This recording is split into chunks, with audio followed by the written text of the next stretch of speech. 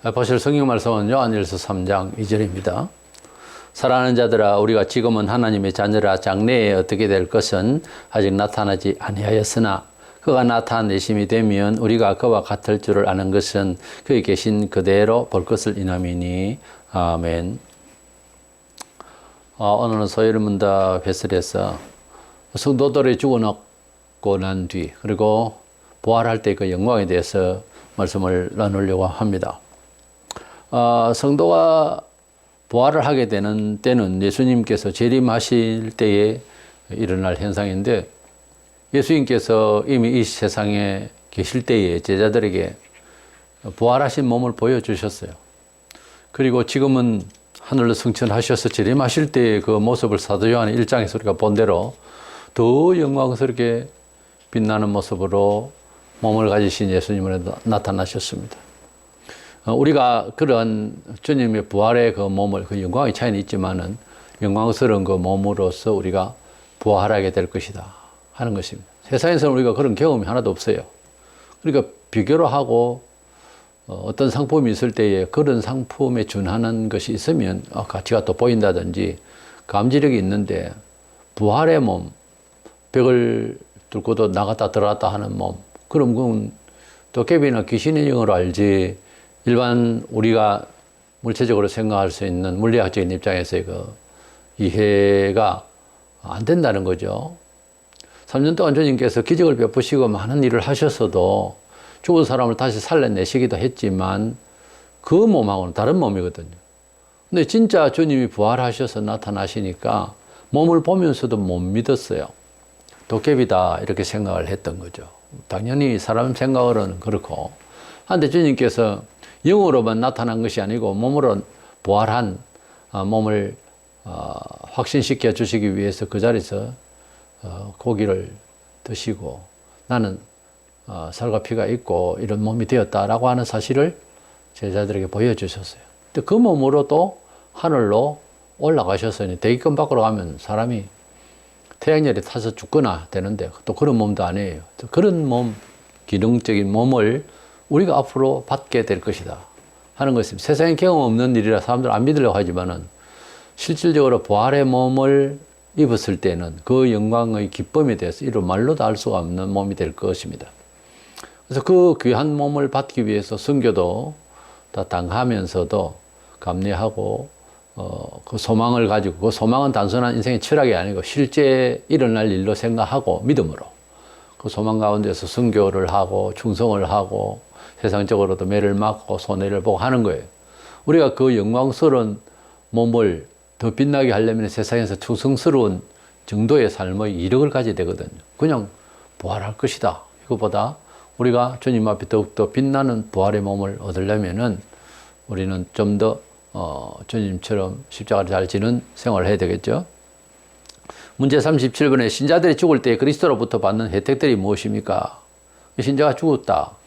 죽을 때에 그리스도인으로서는 어떤 죽음에 대한 효과가 있느냐. 이거 문제 자체부터가 불신자들에게는 별로 의미가 없고 하는 거죠. 죽으면 죽은 거지 뭐 이러지만은 우리 성도들은 죽었을 때에 사후에까지 연결되는 하나님의 심판과 관심이 있기 때문에 우리의 죽음은 결코 낭망이 아니고 낙심할 일이 아니고 슬퍼만 할 일이 아니라 하나님의 뜻 가운데서 하나님의 간섭 속에서 실제로 보면은 어떤 희망이 따로 있는 것입니다. 답은 신자들은 죽을 때 그들의 영혼은 완전히 거룩하여지며 그 적실의 영광에 들어가고 그들의 육체는 그리스도와 연합된 그대로 부활 때까지 무덤에서 쉬게 되는 것입니다. 성도들의 개인의 죽음이 사람마다 다 죽음의 형편이 좀 다르게 그 말로를 같습니다만, 사람이 성도로서 죽을 때에는 그 사람 나름대로의 완전한 영, 지금은 예수 믿음으로써 어렵다 칭해 주셨습니다만 죽어서 주님께 영혼이 갈 때에는 실제로 그 영혼이 의인이 되는 겁니다. 어렵다 이거예요. 이 육신으로 있을 때에는 예수님을 믿어서 어렵다 칭함을 받아 신분적인 것으로서 하나님께서 자녀라 한 것뿐이거든요. 근데 개인적으로 믿음의 정도는 차이는 있습니다만 예수를 구주로 믿은 사람은 자기가 빛날 몸을 가질 그 영광을 준비한 만큼만 가지고 죽는데 모든 성도는 신앙이 좋았던 뭐 불충했던 간에 예수를 그리스도로 믿고 속죄함을 받은 사람은 죽을 때 그 영혼이 실제적으로 신분상보다 뭐 실제적으로 그 인격이랄까요? 그 영혼이 어려운 영혼이 되어버립니다. 그러니까 개인적으로는 완전 성화가 되는 거예요. 왜냐하면 조금이라도 어두운 구석이고 비판받을 여지가 있는 그런 인격이고 성질의 영혼이면 천국 못 가거든요. 그래서 그 지상에 있을 동안에는 우리가 완전하지 못해요. 늘 항상 죄를 짓고 예수님이 내 죄를 위하여 돌아가신 것을 믿으면서 회개하고 속죄를 늘 얻고 이렇게 살지만은 우리가 이제 죽음의 자리에 가면 그 영혼이 빠져나갈 때는 온전하게 돼가지고 간다는 거죠. 완전 성화가 돼가지고. 누구나 다. 그러나 신앙의 차이점에 따라서 예수님 재림하실 때는 우리 몸이 부활할 때 그 빛나는 영광, 존경하고 싶은 차원이 다르다는 거죠. 별과 별들의 빛이 좀 다르듯이. 성경에 있는 표현들이 고린도서 15장에. 그래서 우리의 영혼이 온전히 돼서 하나님께 들림을 받을 수 있는 그런 영혼이 된다는 거예요. 어떻게 보면 참 신기한데 이미 예수 그리스도를 믿는 자에게 그렇게 약속을 하셨어요. 그래서 개인적으로 죽을 때는 온전히 하나님께 들림 받아서 부끄럽거나 오해되거나 그냥 구원 받을까 말까 뭐 이런 생각이 없는 확신을 가진 아버지를 찾아가는 아들처럼 그렇게 주님의 품에 안길 수 있는 영원 상태가 된다는 그것이 우리의 도의 경지가 아니고 우리가 성찰한 것이 아니고 주님이 십자가의 보혈로 내 죄를 씻었다는 확실한 깨달음으로서 이해가 되어질 거예요. 자각이 될 거예요. 아, 이건 내 인격 수양이 아니었구나 하는 걸 동시에 알면서 온전히 깨끗하게 돼가지고 올라간다는 거예요. 그러면서 주님이 오시는 그날까지 우리가 그 영혼이 평안한 가운데서 안식하게 되는 것입니다. 뭐 천국 갔다고도 말을 할 수가 있고 그래서 우리 영혼이 주님의 품 안에서 주님이 오시는 그날까지 지켜지는 거죠.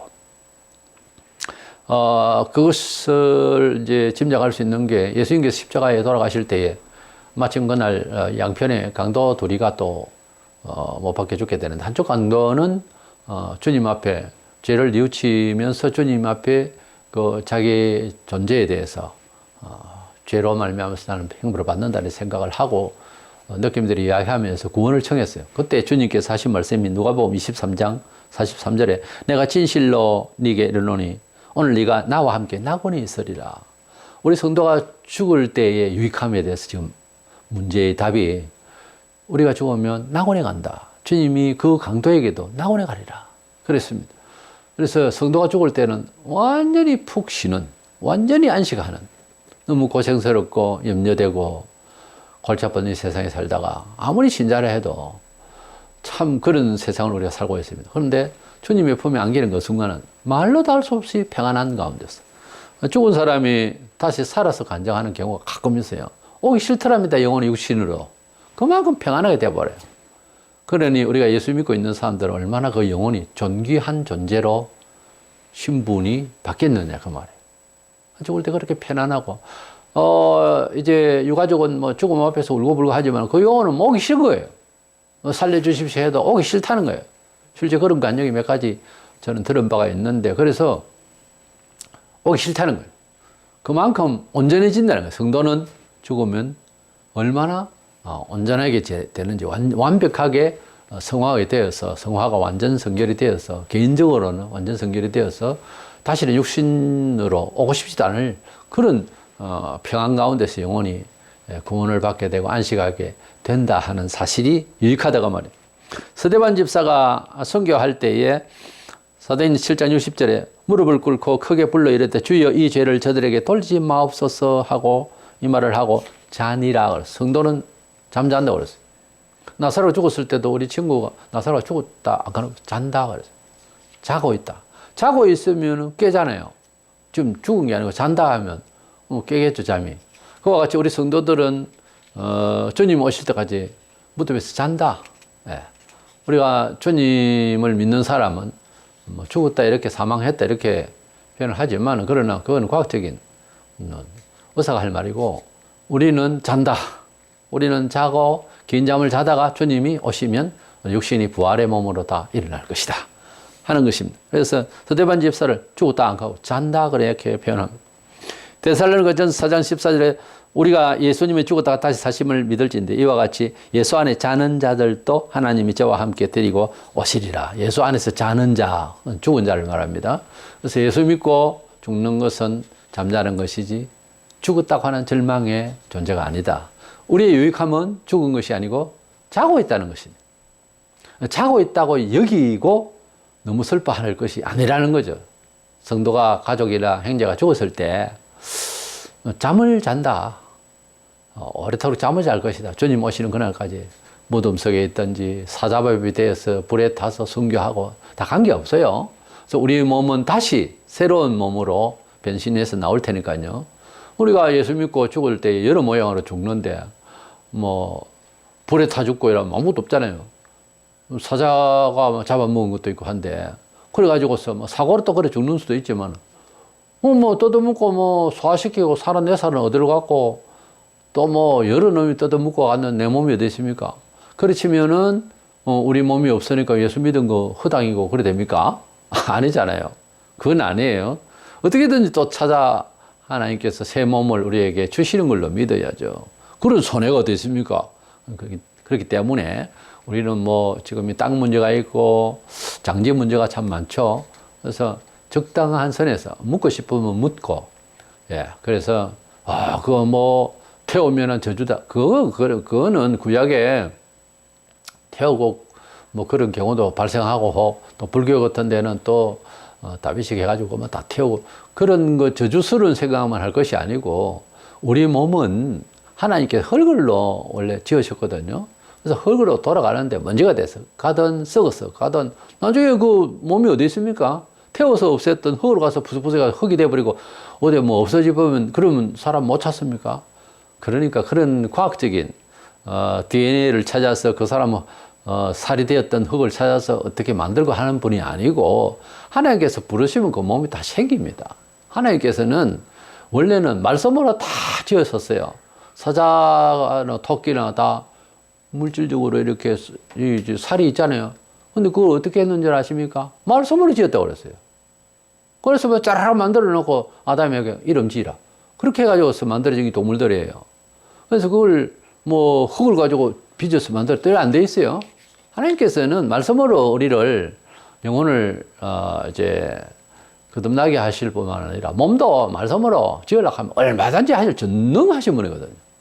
그래서 하나님께서는 흙으로 돌아간 우리를 먼지돼서 갔든 내려갔든 또 하나님께서 부르시면 새 몸이 되어서 나올 줄로 믿습니다. 그래서 성도들은 죽는다고 할 때는 영혼이 그럴 수 없이 편안하게 쉴 수 있는 장소, 쉼의 장소로 간다고 하는 차원에서 오히려 어떤 면에 있어서는 감사한 시간이 되겠죠. 그래서 죽음은 이제 할 일을 다 마치고 내가 할 수 있는 한계에서 다 마치고 쉼을 얻게 되는 은총의 순간이 시작되는 것입니다. 그래서 은총이 시작되는 순간이니까 너무 많이 슬퍼할 일은 아니다 하는 것입니다. 문제 38번. 신자들이 부활 때 그리스도로부터 받는 혜택은 무엇입니까? 우리 몸이 부활을 할 때 받는 혜택이 또 뭐냐? 부활 자체가 혜택이 있습니다만은 답은 부활 때 신자들은 영광 중에 일으킴을 받아서 심판날에 신자임을 공적으로 인정을 받고 무죄 선고를 받으며 영원토록 하나님을 흡족하게 즐기는 완전한 축복을 받게 되는 것입니다. 신자들의 부활을 받게 돼서 그래서 심판날에 신자임을 공적으로 인정을 받는다. 그 말이 뭔가 하면은 예수님께 재림을 하시잖아요. 그렇게 재림을 하실 때 신자들이 먼저 부활해요. 근데 불신자들은 부활하지 않습니다.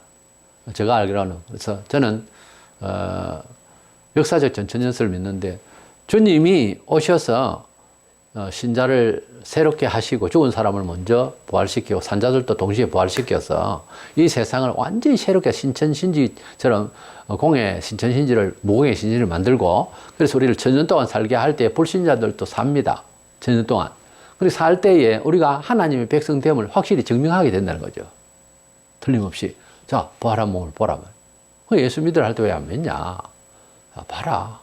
너희들이 알고다시피 내가 얼마나 부족했던 사람이냐. 연약한 사람이었던 거 알지 않느냐. 부활했지 않냐. 우리 주님의 공로다. 내가 믿으라 했지 않느냐. 그렇게 믿으라 할 때 왜 안 믿었냐. 그렇게 말할 수 있다. 이제 말하자면 우리가 부활해서 확정적으로 우리 자신을 구원의 백성으로 보여줄 수가 있다 하는 그 유익함이 있다는 거예요. 부활할 때. 고린도서 15장 42절 44절에 죽은 자의 부활되기와 같으니 썩을 것으로 심고 썩지 않을 것으로 다시 살며 욕된 것으로 심고 영광스러운 것으로 다시 살며 약한 것으로 심고 강한 것으로 다시 살며 육의 몸으로 심고 신령한 몸으로 다시 사나니 육의 몸이 있은 적도 신령한 몸이 있느니라. 우리가 주님 앞에서 주님의 모습을 우선 봅시다. 나사렛 촌동네 나와서 30세 청년으로서 나와서 자신이 하나님 아들이라 그러고 구원자로 왔다. 이랬을 때에 뜬금없이 그렇게 이야기하면 또 안 믿잖아요. 그래서 보라 하고 능력을 막 행했어요. 그리고 알아들 수 있는 귀가 있는 사람에게 비유도 안 섞어서 그래서 자신의 존재와 자신을 통해서 구원받게 하신 하나님 사랑에 대한 계획에 대해서 이야기를 했어요. 많이 듣고 보니까 맞거든요. 맞아서 예수님을 나의 주님이라고 이렇게 고백한 사람들도 있는가 하면 대다수가 헛소리한다 이거지. 무슨 이단이 하나 나왔다 이거지 이제 말하자면. 그래가지고 저 인간 때문에 못 살겠다 그러고 로마가 우리를 미워하겠다 큰일 나겠다 죽이자 이러고 백성들이 막 민심이 전심이네. 민심이 전심 아닙니다. 민심이 전심 아닙니다. 민심이 오히려 악한 생각일 수가 많았었어요 역사에는. 그래서 이 사람들이 동원을 해가지고서 재판도 제대로 재판 같지 않게 해가지고 예수를 그렇게 죽이게 된 것입니다. 그래 예수님께서 돌아가실 때까지의 예수님의 일생, 공적으로는 3년 조금 넘어 간단하게 보면 좀 비참해요. 하나님 아들이라는 신분을 아무리 이 모양 저 모양 우리가 이제 삼자 입장에서 성경을 보면 하나님 아들이 맞는가 보다 우리는 그렇게 믿어지잖아요. 왜냐하면 하는 말씀이나 구약에 비추어서 예언된 행동을 하는 거나 신분이나 권세나 또 말씀의 지혜로운 거나 이런 걸 다 보면은 보통 분이 아니거든요. 그냥 보통 분이 아닌 대단한 사람, 선지자와 같은 이런 사람이 아니라 인간이기에는 너무 다른 차원에서 이야기를 하잖아요. 그래서 또 연구를 좀 해야지 그때 당시에 직접 옆에 있는 사람들은 종교 지도자, 율법사들 다 뭐 했는지 모르겠어요. 영안에 얻으면 배워도 소용없어요. 영안에 얻으면 머리에만 지식이 들어있지 가슴으로는 감동을 하지 않는가 봐요. 피리를 부르도 춤추지 아니하며 하는 말씀이 나오잖아요. 사람이 영적으로 깨어나고 감동이 되려면 양심이 살아있어야지. 양심이 둔해버리면 아무리 신앙을 하고 몇 대 손에 기독교인 집안이고 그 아무 소용없이 활동이 안 되는 거예요 영적으로. 그래서 양심이 깨어있지 않으면은 어떤 전통인동 교단이 다 허당이에요. 양심이 살아있어야 되는 거예요. 그래서 예수님이 보면 가난한 집안에 사는 것도 그렇고 아버지는 일찍 돌아가시는 건 나중에 보면 아버지 이름은 안 나온다고 마리아만 있고 어머니. 그래서 이래 보면 부유층에서 살고 이런 것도 아니고 그러면서 비참하게 죄인 모습 되고 배신당하고 그냥 전체적으로 볼 때 너무 우울하고 너무 가난하고 너무 정말 편이 없고 힘이 없고 그런 식으로 비참하게 돌아가신 분으로 보이거든요 사실은. 근데 하시는 업적을 보면은 예수님이 몇 군데 말씀이 나오지만은 내가 못 이겼어 이런 건 아니다는 거지. 십자가에 달려 있을 때도 확 내려올 수도 있어요. 내려오라 다른 놈은 구원시켰는데 넌 뭐하냐 이런 미혹도 있고 놀림도 있고 있어도 끝까지 거기에서 자기 십자가를 지신 거. 왜냐하면 아버지께서 명하시고 계획한 바라 우리를 위하여 속죄 제물이 옛날에는 구약시대 때 사람이 죄를 짓고 죄 없는 짐승을 잡았잖아요. 짐승이 피를 바칠 때 속죄를 준다는 거예요. 짐승이 죽었듯이 네가 마음이 희생되어라 그런 내용이었죠. 그런데 그것도 형식이 되다 보니까 마음은 해결을 안 하고 짐승만 때려잡고 짐승도 좋은 거 가져와서 제대로 잡아야 되는데 시장에서 눈 물고 다리 절고 그냥 희죽희죽한 그런 연약한 써도 못하는 그런 양 한 마리 갖고 와서 이거 한 마리 두드려 잡아줘서 이런 식이죠. 그래 그게 싫은 거예요. 그래서 하나님께서 미리 예비하신 그런 계획을 이전에 아들을 이 세상에 보내주셨어.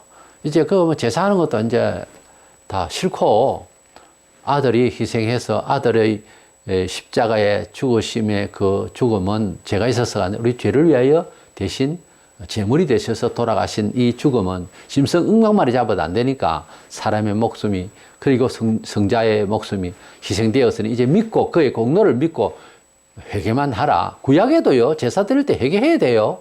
제사하러 왔습니다 이러면은 거기에서 제사장이 제사하라 안 그랬습니다. 그가 모르고 죄를 모르고 있다가 깨달으면 그 제물을 받아 그랬어요.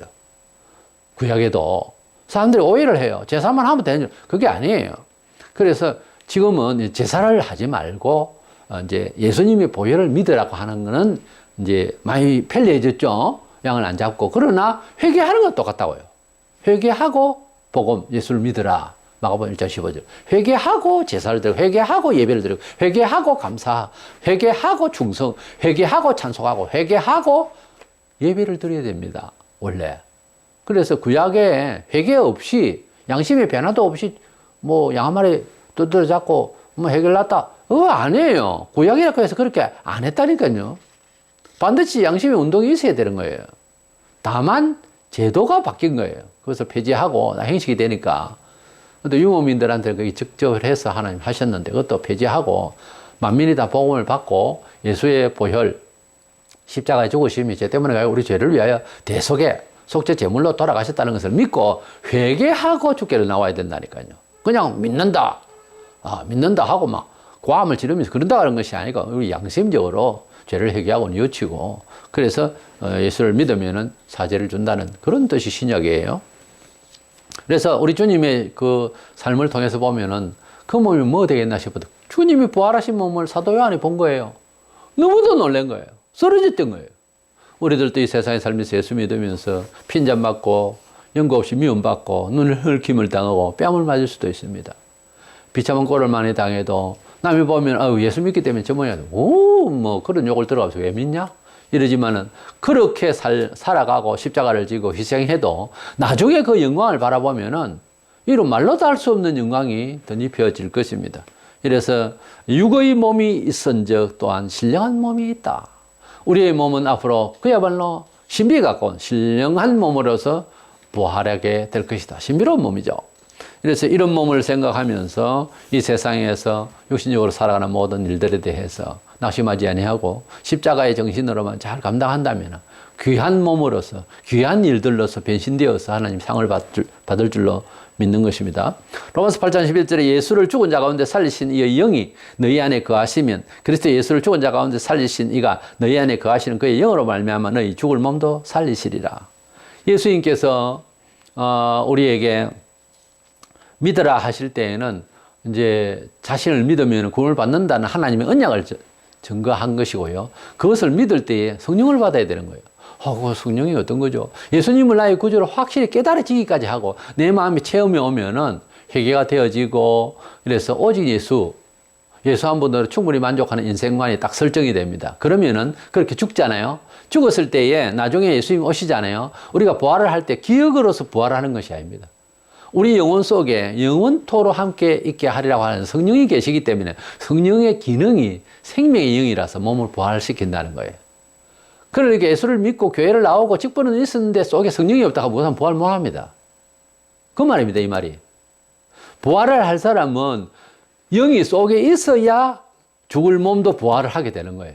그래서 진정으로 부활을 믿으려고 하면은 우리가 그리스도의 영이 우리 속에 있어야지 그리스도에 대한 지식, 종교적인 이해, 식견 이것이 그렇게 중요한 것이 아닙니다. 성령께서 우리 속에 와야 바른 지식과 그 성령의 인도하심을 받을 수 있어요. 식견이라고 하는 것은 그 자리에서 돌아서면 잊어버려요, 잘. 그걸로서는 구원을 확정하기 어렵습니다. 성령께서 감동, 역사하셔야 되는 거예요. 이 체험은 지식인이든지 아닌지 관계가 없습니다. 이게 남녀 여녀 관계가 없어요. 성령의 감화라고 하는 것은 누구에게든지 가능한 거예요. 그래서 베드로가 설교할 때에 사람들 통곡하고 이럴 때에 회개하고 각각 예수 그리스도를 믿어라.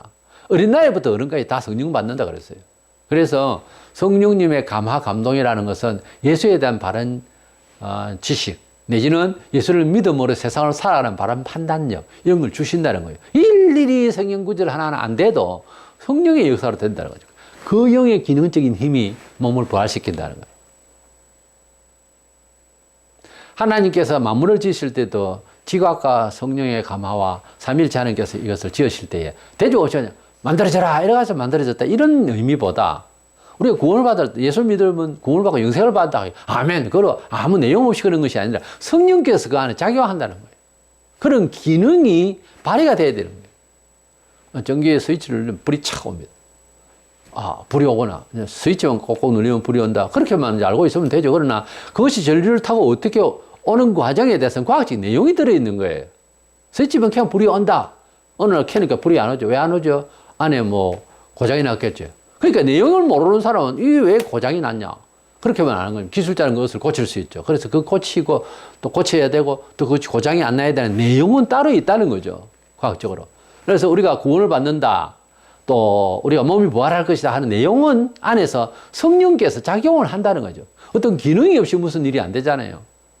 하나님께서 병을 고치시고 하나님께서 만물을 지으실 때 만물을 지으신다는 말씀의 내용 안에는 그 지각이 충만한 기능의 힘이 있다는 거죠. 하나님 말씀대로 살면 잘 될 것이다. 하나님 말씀대로 살면 평안이 올 것이다 하는 평안이 오게 되는 여러 정치적, 인재, 사회문화, 심리학적인 모든 것이 다 그 안에 포함돼서 신령한 사람을 그렇게 평안하도록 가능케 하는 내용이 있다는 거죠. 성경 한 구절이. 우리는 그것을 잘 모른단 말이에요. 모르니까 암송하고 모르니까 배운 대로 그냥 행동할 뿐이죠. 말씀대로 따라가다 보면은 묘하게 잘 되어질 때에 그게 그냥 되어졌다는 것은 그건 미신이고요. 그것은 어떤 기능이 작용했다는 거예요. 원리가. 내용 없이 그냥 된 게 아니라 이 말이에요. 우리 한국 사람들이 지금 제일 큰 문제가 믿으면 되겠네요. 아무 내용 없이 회개도 없고 간절함도 없고 과정도 없이 그냥 덜컹 될 것이다. 이게 한탕주의예요. 이게 투기꾼들이 하는 생각이거든요. 내용 없이 불이불충해도 지 맘대로 될 것이다. 아니거든요. 하나님은 정결한 말씀이요. 7번 달래는 금보다 더 정결한 내용으로 지각과 함께 그 일을 이루어 가시는 하나님이 지혜가 뻗쳐지는 것이지 그냥 된다. 될 것이다. 이거는 주술적인 믿음이에요. 이거는 미신입니다. 하나님께서 한 사람을 구원시키고 한 사람을 교육하는 과정에 있어서도 우리가 사람을 상대로서 교육을 하잖아요. 굉장히 복잡하고 어렵습니다. 초등학교도 수학을 가르치고 국어를 가르칠 때 거기에 대한 여러 가지 이론을 섬세하게 그 논문을 만들어 보잖아요. 사람 심리에 대해서. 사람이 구원을 받는다, 사람이 부활의 몸이 된다 하는 것도 그냥 단순히 될 것이다. 믿기 때문에 된다. 이거보다 그 안에 하나님의 말씀의 언약들을 자세히 연구하고 조금이라도 더 깊이 들어가 보면 그럴 수 있는 가능성이 다 숨어 있거든요. 하나님의 말씀은 그래서 생명의 역사가 일어나는 생명의 말씀이라 그래요. 그런 요만한 줄기에서 조금 올라오더니 더 커지더니 거기서 먼 수박이 나온 거예요. 그거 참 희한하다. 또 심어봤습니다. 또 조그만 싹이 나더니 길단에 나오더니 또 수박이 먼한 게 나오고. 기가 막힌 거거든요. 수박 하나 나오는 것도 기적이에요. 우리가 보면은. 사람이 만들 수 있어요, 수박을. 이렇게 되는 거예요. 아, 이거 심으면 수박이 나오거나 심어놓고 한번 기다려보다 수박도 나왔네. 그러면 단순 노동으로는 일할 수 있어요. 따가지고 팔면 되니까 따서 먹으면 되고. 근데 그 수박이 어떻게 해서 그래 된 건지에 대해서 과학자들은 연구를 해보는 거예요. 어떻게 물을 빨아들이고 그 안에 어떻게 조성이 돼서 이게 씨 안에 어떤 말하자면 DNA가 있었어. 그래서 이 안에 세포가 어떻게 작용을 하고 영양가가 어떻게 가서 이게 붉은색이 나오고 노란색이 나오고 왜 이리 될까 하는 걸 막 연구를 해보는 거죠. 그 염색제를 연구하고 이렇게 하는 거죠. 그래서 그런 과학적인 그런 디테일한 연구를 하면 결국은 뭡니까? 그런 사람들이 보는 눈은 더 영광스럽게 보이겠죠. 그리스도인인 것 같으면. 이것이 그런 염색제와 그런 이제, 그 기능을 가지고 있는 씨앗이기 때문에 이런 것이 나오게 될 수밖에 없는 그래도 신비로워서 다 깊이는 모르지만 그런 과정이라고 하는 것을 알고 그것을 열매를 보는 사람은 그 과정을 약간 조정해서 씨 없는 수박을 만드는 이런 것도 하잖아요. 그러나 생각이 없는 사람은 심고 뭐 그냥 열매를 맺으면 그만이다는 사람은 단순 노동으로 생각하는 사람은 더 이상은 없죠. 근데 이제 연구를 뭐 하는 것이 생명공학적인 입장에서 이런 물리적인 것을 갖다 함부로 손을 댈 수 있느냐 하나님 작품에 대해서 문제가 있겠지만 다만 그 과정이 어떻게 돼서 그래 됐다는 것을 조금이라도 연구를 해보면 감탄하죠. 그걸 알고 그것을 취급하는 거하고 대조 없이 그냥 취급하는 거는 다르다는 거죠. 우리 믿는 것도 믿음의 결과에 대해서 이야기를 할 때에 남의 간증을 들으면 예수 믿으면 저렇게 되는구나. 나도 그렇게 되겠지. 그럼 기다려보고 안 되면 난 안 되네. 이건 아니라는 거죠. 그 과정에 대해서 자세히 보면 그 사람처럼 삶의 깊은 고독이 있었고 환란이 있었는지를 체크해 봐야 될 거다. 아무것도 없고 환란 오면 피하고 이래놓고 왜 안 되노? 운명이네. 하나님 저 사람이면 은혜를 주고 나는 은혜를 안 주거나 이딴 식으로. 그건 아니거든요. 그래서 우리가 하나님의 말씀 가운데서 살아갈 때에 우리가 부활을 하게 되고 하는 것도 성령님이 우리 속에 계시기 때문에 또 사후에 우리가 부활하게 되는 그 기능이 일어난다는 거예요. 그러니까 참 중요한 거예요. 우리가 죽을 때도 성령께서 우리를 온전케 하는 성결이 되지만은 다시 오실 주님 그날에 우리가 부활을 할 때에도 부활을 그때 할 것이라고 하는 성경 구절 자체를 믿어서가 아니라 이미 우리 속에서 그럴 가능성에 대한 지각이 있어야 되는 거예요. 내가 귀를 열고 눈을 열어서 주를 보리라. 내 육체 밖에서 주를 보리라. 욥이 그렇게 말할 때 다윗도 그렇게 여색을 이야기했는데 내가 육체 밖에서 주를 보리라 하는 감각적인 지식이 있어야 된다니까요. 내가 눈 찌르고 죽으면 주님이 보이겠지. 이건 아니에요. 이건 아니에요. 죽기 전에도 스데반이 보고 죽었듯이 우리가 죽기 전에 부활하기 전에 이미 부활의 기능에 대한 감각적인 지식이 우리 속에서 좀 희미하더라도 그것이 있어야 되는 거예요. 그것이 있어야 소망이 넘치죠. 좌절하지 아니하고. 이래서 우리의 사후와 우리의 부활의 그 영광을 생각하면 큰 소망의 사람들이라는 거. 우리 죽음도 하나님께서 우리에게 영원한 안식을 주신다는 차원에서 너무 감사한 일이고요. 어떻게 보면 죽음이 좋다 이 말보다 죽음 자체를 낭망하지 않아야 된다 그 말이에요. 그리고 부활하는 그날 우리에게 주실 그 영광스러운 능력, 성령님이 영원토록 우리 속에서 부활도 해주시고 시켜주시고 해서 우리가 영원히 성령으로 함께 신령한 몸을 가지고 살 것을 생각하면서 소망 가운데에 좌절하지 않는 저와 여러분 되시기를 원합니다.